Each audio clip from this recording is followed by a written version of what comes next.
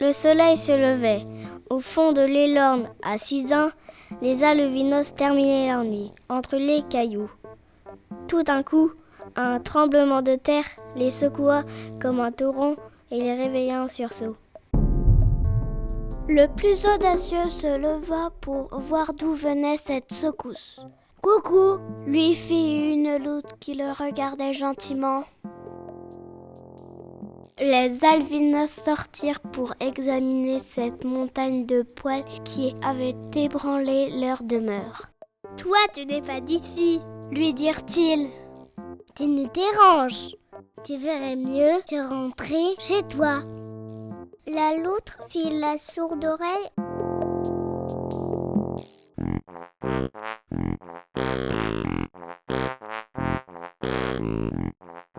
Comme tous les jours, les albinos se promenaient dans la forêt. La grosse bête les suivit.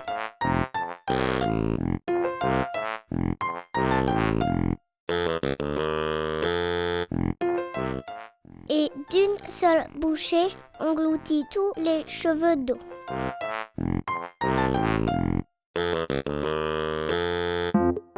Bonjour la faim, s'écrièrent les albinos scandalisés. Puis la loutre fit pipi. Et alors, là, bonjour la pollution. Horreur, horreur, s'indignèrent les arrosés. Rentre chez toi. Le mammifère obstiné ne voulait pas quitter ces drôles de petites bestioles. Il les suivait partout. Les pauvres albinos devaient faire très attention à l'endroit où ils mettaient les nageoires. L'accident pouvait arriver à chaque instant. Hé, l'écraseur, rentre chez toi, protestaient les promeneurs affolés. La grosse loutre ne faisait qu'à sa tête. Elle n'avait pas du tout l'intention de partir. Bien au contraire, elle observait les albinos de plus en plus près. Et quand elle sortit de l'eau, un membre de la tribu pour compter ses tâches, bonjour le vertige pour l'acrobate involontaire. Pire encore, l'énorme animal qui se bouchait les oreilles au plein des albinos les ouvrait toutes grandes pour écouter leur conversation privée. « Bonjour la discrétion !» lui criaient les espionnés. La loutre exagérait, elle le savait. Pour se faire pardonner, elle se mit, comble de malheur, à les embrasser l'un après l'autre. De quoi vraiment vous ôter la parole.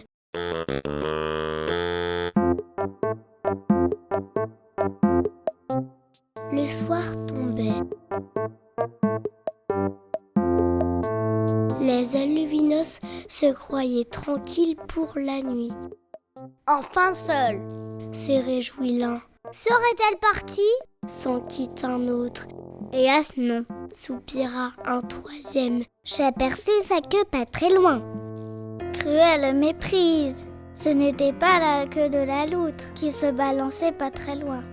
C'était la grosse anguille, mangeuse d'albinos, qui était en chasse. « À l'aide, à l'aide !» crièrent les dénudés.